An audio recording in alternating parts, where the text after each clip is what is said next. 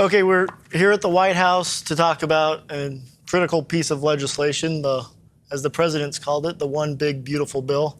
Stephen, you were with the president and us on the campaign trail as the president traveled the country talking to voters and making commitments and promises on what he would deliver. We're now here with our first key piece of legislation.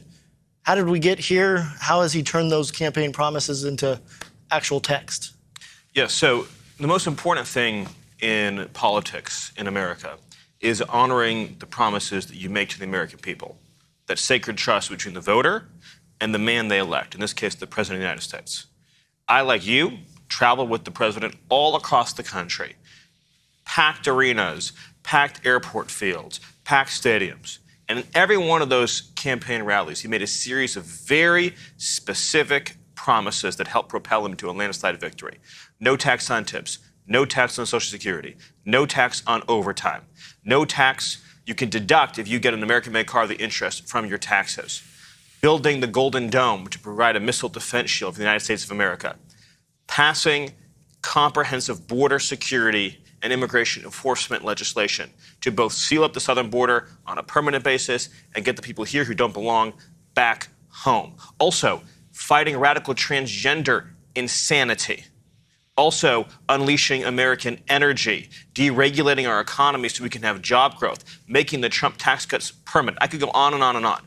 Each and every one of those promises is codified in this legislation.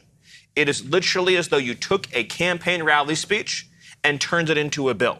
The reason it is the big, beautiful bill is because it is a campaign speech turned into a piece of legislation, which is why I'm so proud of the House Republicans for passing this bill and honoring our shared promise to the American people. So now it's headed over to the Senate, and you tick through.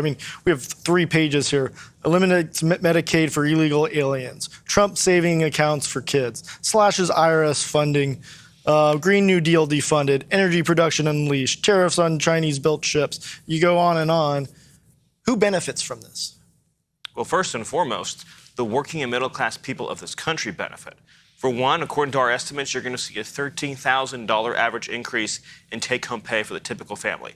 $13,000 through both the combination of economic growth that this bill will unleash, as well as the historic tax cuts that will be unleashed. Again, you're talking about not only making the Trump tax cuts permanent, but the largest package of working-class, middle-class tax relief that has ever been proposed. You combine that with unleashing American energy, getting rid of wasteful regulations, and also, very importantly, getting the illegal aliens out of the country who are driving down wages for working people. This is the most working-class bill that has ever been proposed. I've been in what people call the conservative movement for my entire life, since I was a child, since I was in high school. I never dreamed that we could have a bill as conservative, as transformative, as pro-American as this legislation is. This is the most populist pro-American bill. This is the MAGA agenda in legislative form. I could not be prouder of the people, including the 2 men to my left, who worked with our closest allies in Congress to make this bill into a reality. Well, that's great. And so, Russ Vought, director of OMB, I saw you on Will Cain this week, where your sister emailed in to make sure you pronounced your last name right. So, Russ Vought. True story. No, one of the things, obviously, we talked a lot about last year and into this year was inflation. And record high inflation under Biden. And there's been some efforts early on to address that. How does this piece of legislation address the cost of living for the American people? Across the board, I just to reiterate one of the points that Stephen made, you have a bill that is so big on promises kept. Any one of the provisions in here would have been the kind of thing that would dominate the entire agenda for an entire year, and we have so many of them in the same bill. It is fundamentally not a budget resolution. This is an agenda setting, agenda and promises keeping bill. From the inflation side, let's look back to what Biden did, right? So Biden dramatically increased spending, scaled it, used COVID. We'd already funded what was necessary to deal with the COVID pandemic, and he dramatically expanded. And at that moment, you saw inflation really start to become an issue. They dramatically increased regulations. They sent energy prices escalating. And so when President Trump is running on the campaign trail, his inflationary efforts are aimed at those three issues, right? Deregulate the economy, get people's prices down, get rid of high energy costs, American energy across the board. This bill furthers that. And then, of course, in the spending driver and dealing with the Biden spending regime and pulling that back. And this has historic levels of mandatory spending reforms in the constituted as a work requirement and other reforms, but things that really drive our spending down. And I think it's one of the reasons, not the only reason, but it's one of the reasons we're back to having the lowest inflation in 4 years, and we're seeing it drive down. We'll be below the Fed level soon. And so this is on a trajectory that is exactly what he ran on in dealing with the Biden excesses. Stephen, you had a post on Truth, or on X, I suppose. Largest tax cut and reform in history. Interest on car loans fully tax deductible if the car is made in America. Fast tracks new energy projects and provides protections against future regulations. Terminates the Green New Deal. Cuts $1.6 trillion in net mandatory spending. The most pro-American tax bill ever, as you were saying. Jump off of what Russ was talking about as how this addresses inflation and the cost of living for the average American person. Yes, well, so you just listed some of the examples there, but every economic provision in this bill, in part of this populist agenda that President Trump has led for a decade now, is geared towards making life more affordable and more prosperous for working people. The ability to go to a car dealership, get a car loan, and deduct 100% of that interest cost from your taxes, the kinds of deductions that normally have only been available to rich people, now are available to the middle class, to the working class in this country. The ability to get energy prices down even lower than President Trump has already reduced them by creating a permanent structure for deregulating American energy and keeping it flowing long into the future, that's going to make life more affordable for everyone, not just the cost of driving, but the cost of heating, the cost of air conditioning, the cost of electricity, the cost of everything is going to go down as a result of this legislation. The Trump bonus for families with new children, again, think about who's going to benefit disproportionately from that. It's not going to be rich people. It's going to be middle-class people, working-class people who have children are going to get a Trump savings account for that new child automatically when they're born. And, of course, extending and making permanent the Trump tax cuts from the first administration that also disproportionately benefited the middle and working class. Not to mention, of course, as we've already discussed, no tax on tips, no tax on overtime, no tax on Social Security, all geared towards the people who came out in droves to elect President Trump. There's so much to celebrate in this bill. And again, I don't think it's even possible to convey sort of the point that Russ made.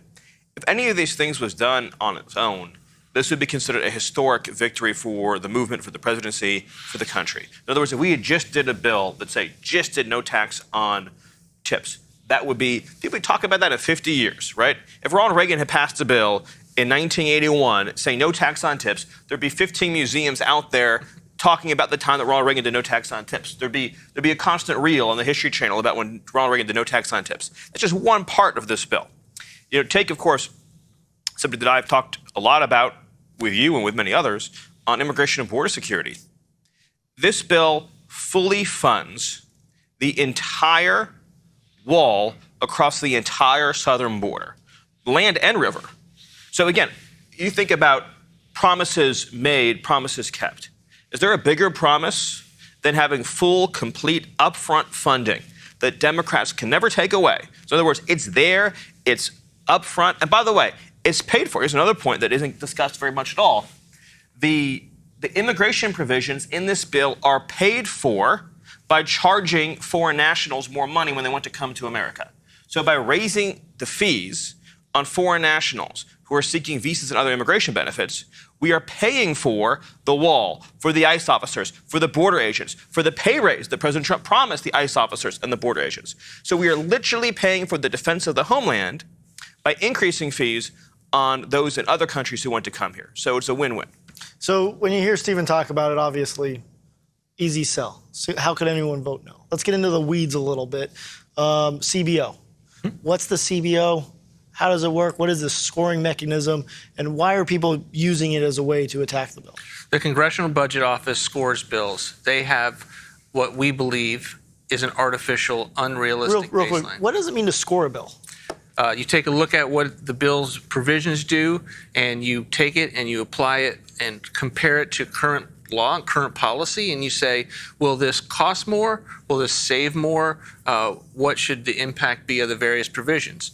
Generally with CBO, we have two main issues. We have the first issue is that when they compare it to what is, it is skewed and is artificial. So they make an assumption. They say all current spending, which we're on unaffordable glide paths, right? They say that is extended into eternity. It's called a baseline. When they look at tax law, they don't do that.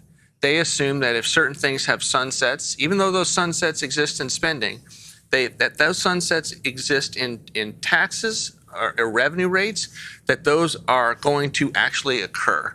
And so when we just merely extend, and we're doing a lot more than just extend, but if at the general level, if we extend tax relief from 2017, they give us a $3.7 trillion cost, of which that's not new policy. That cost is already a part of the baseline. And so it's important when you're scoring something, when you're deciding how much something should cost, it should be as accurate as possible. When you adjust that, this bill actually reduces at least by $1.4 trillion deficits and debt over 10 years, including all of the things that we do in this bill, it reduces. And that is before the economic growth that we believe in this administration we will produce, because that's the second big issue we have historically with CBO, is that they do not believe that your policies will have more than a static approach to anything. We call this dynamic, and it's typically in the tax side. So not only do they not account for the fact if you allow for a 60% tax increase on people because you haven't extended their tax rates, that might actually have a poor negative economic impact, right? They don't assume that. They don't assume the recessions, the economic woes that would come from that. But they also, so that's horrifying, but they also don't then assume that if you have policies like no tax on tips and no tax on overtimes that are encouraging people to stay and work more and have more productivity, that's going to lead to higher levels of economic growth than you would ordinarily assume. And so that really is the big argument right now that we're having with CBO. And unfortunately, it's not just CBO. It is all of the watchdog groups in this town who, by the way, are policy agnostic. So unlike this president and his administration that are trying to do a lot of different things because we have made promises to the American people, the president has made promises to the American people, they are looking at this through one small prism, and they are saying, by our artificial baseline, this impacts the deficit. Not only are they wrong, but they are being irresponsible because we are not policy agnostic. The president ran and won a landslide, making certain promises to the American people that need to be kept. And this is a bill, not a budget resolution, mind you. This is not a bill that's, hey, what is our full budget picture? This is a procedural bill that is allowed to get through the Senate and avoid the Senate filibuster, in which you want to get as much of your agenda into it as possible. And as a result, certainly needs to be scored, but it's important that it be accurate. I want to break down some of this deficit stuff, some of the CBO issues, because I think it's really important. Believe it or not, I actually was I was a staff on the Budget Committee for 2 years. So for 2 years, I had to learn everything there was to know about the Congressional Budget Office and scoring rules and budget rules. So it's going to get a little bit wonky, but these are really important points. So I want to pick up a little bit on what Russ said. So every year, at the end of the fiscal year, September 30th, all government funding expires. It goes down to zero, right? It goes down to zero.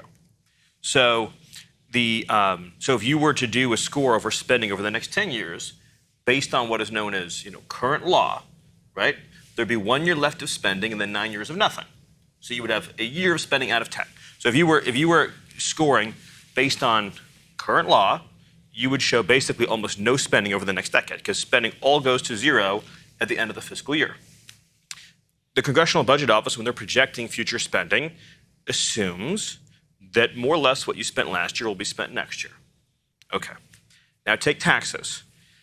Tax cuts most of the time, because of reconciliation rules, throughout most of the last number of decades, have been on 5 or 10-year time horizons where they have to be extended and renewed.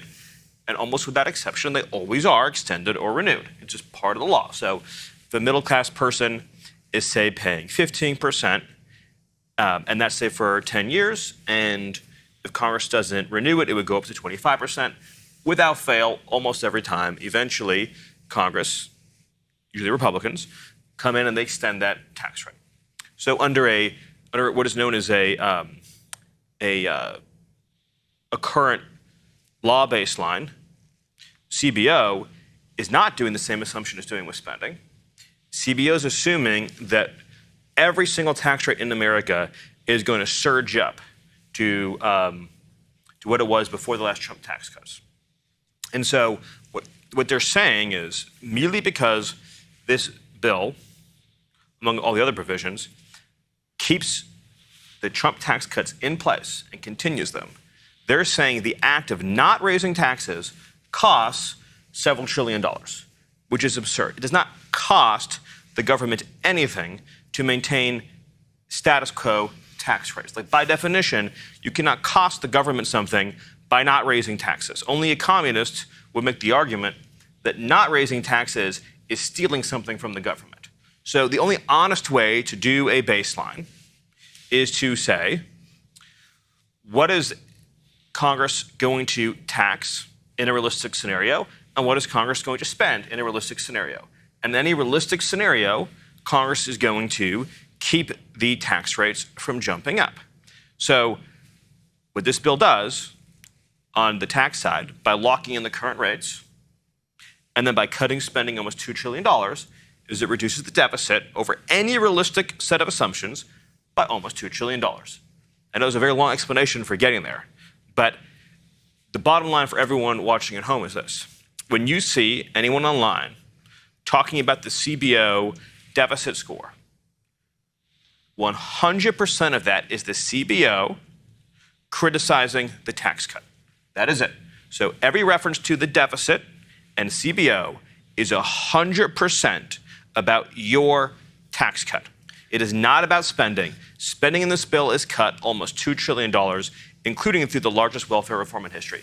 Very long, very technical, took up a lot of time, but had to do it. No, I think it's important. And I don't think that people want to intend on attacking the tax cut, but the CBO and the scoring mechanism is obviously convoluted and complicated, and I think kind of get hopefully the budget director thinks I did all right explaining it. I don't know how you rate it. Nailed it. So not to continue the technicality, but James, you've been owning this bill. You've been working the Hill, both on the House. Congratulations, helping getting it through the House. I know that was an important lift, an important part. People on X and on social media are talking about single subject matter. Why don't you break this apart into 1,000 different little bills and pass them that way? And, I think that, to the point that Stephen made earlier, the reason you cannot do this is because we are doing a special process called budget reconciliation. The Senate requires 60 votes to pass legislation. And the benefit of budget reconciliation, where we're reconciling the law with the congressional budget, is that you have a 50+1 vote threshold in the Senate. The reason you put everything together and as much as you can, and everything, as Stephen said, all of Trump's campaign promises, this campaign speech, and the covenant that the president made with the American people turned into one big, beautiful bill, is because you have one bite at the apple and you have to execute absolutely as much as you can at that bite. And so for folks online saying, well, we should do short bills, this bill's long, it's complicated, I'm finding different things that maybe I don't like as much. The requirement of getting the president's agenda done is to put everything together into a single, big, beautiful piece of legislation, and that's what we've done here. So in that, the president has said, he said on the campaign trail, I don't know how many times he said it in interviews, he said it in office, no cuts to Medicaid. And yet Democrats are doing what Democrats do. The media is doing what the media does and says the president is trying to push Granny off a cliff and cut Medicaid. Can you unpack that and really explain what they're doing and why they're doing it? And so, first of all, we're talking about Medicaid, which does not affect in the main Granny. Medicare is the healthcare program for seniors. What we are doing with Medicaid and with other welfare programs is very simple. We are eliminating waste, fraud, and abuse using a Clinton-era technique, which in the past, before the parties became so polarized, had broad bipartisan support. And that is through work requirements. And the work requirements are if you volunteer, go to school, or work 20 hours a week, no one who does those things will lose any benefits. What we are focusing these programs on is the actual needy population that can't work, that's disabled, that has children at home, who need these benefits in order to continue and carry out their daily lives. That's what this bill focuses on. It focuses on a historically bipartisan, effective method for eliminating waste, fraud, and abuse in these programs. And we did it in the late 1990s, saved hundreds of billions of dollars, and brought more people back into the workforce where they got better health care than is available through the government. And we think these reforms and the reform approach that we have done with this bill is precisely in that vein and will be successful in the same way that the 1990s reforms were. I mean, you talk about the 1990s. Senator Dick Durbin, who happens to still be around, liberals, conservatives came together and said, let us put people back to work. If we are going to solve the welfare mess for good, take people off welfare permanently. We need to put them to work. Now, we're not even suggesting that. We're suggesting community service, going to school. These are all options. And again, it's just 20 hours a week. It's not even sort of a full-time requirement. So let's go on then to no tax on Social Security, another campaign promise that the president made, another piece of legislation that's packed into this reconciliation bill. How important is that? Look, I think, when you look at the tax bill and the tax section, what do people talk about? What are people excited about? What do people are really interested in? It's those three campaign promises that the president made, including, or the four: tips, Social Security, overtime, and car loans. And with the big three, tips, Social Security, and overtime, and I say big because that's the magnitude of them, what we're talking about here is a labor stimulus. We're bringing people off the sidelines into the workforce and making sure that people who do work more get paid more. It's about enhancing the dignity and rewards of work.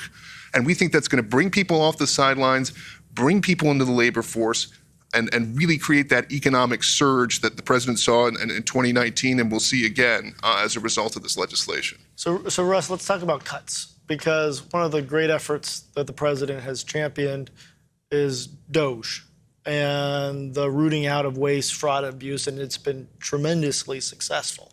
Now, there's critics out there that say there's not enough cuts, and the DOGE cuts aren't in this reconciliation package. Why aren't they?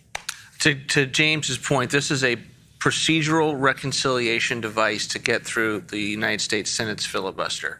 And so there are rules that are part of that. And that one of those rules is that discretionary spending, most people would think about as what funds the bureaucracy. When you talk about the annual process about does the government get funded or not, that is all about discretionary appropriations, to Stephen's point yesterday. Why? Because if it doesn't pass, it sunsets to zero. That is something that can't be carried on a reconciliation bill, period, by law. And so all of the DOGE savings to deal with the USAID or Department of Education to get woke and weaponized spending, to get kind of the CRT ideology, the rank wastefulness out of these agencies, all of that is stuff that has to be done with a different procedure, of which we have many, many plans, initiatives, and tools to do so. We just sent up our first rescission bill aimed at Corporation for Public Broadcasting, NPR, and USAID cuts of $9.4 billion that we're working with Congress to pass. So we have hundreds of billions of dollars on the DOGE side that we are working both with Congress and our own executive tools just to not spend the money on one side of the house while we do what there hasn't been even a conversation about doing since 1997 of dealing with the mandatory spending, which is on autopilot in law that can be done through reconciliation. And so there is this misperception out there that this is a budget bill, that this is a budget resolution. So why wouldn't you account for all of your savings in there? And there's a legal reason for why we have not been able to do that. I want to just pick up on what Russ said. So there's a process known as reconciliation. Again, all gets very technical. And in that, you're allowed to do savings on what is called mandatory spending. Mandatory spending is spending that is automatic and that doesn't expire. So these would be things like Medicaid, things like food stamps. That's where we have the largest welfare reform in history in this bill. Another kind of spending is known as discretionary. That's what funds the bureaucracy, as Russ mentioned, Department of Education, Department of Labor, Department of Commerce, the federal workforce, federal grants. That has to be cut through a process known as rescissions, which is a separate process. We're sending up rescissions bills to codify all of these cuts.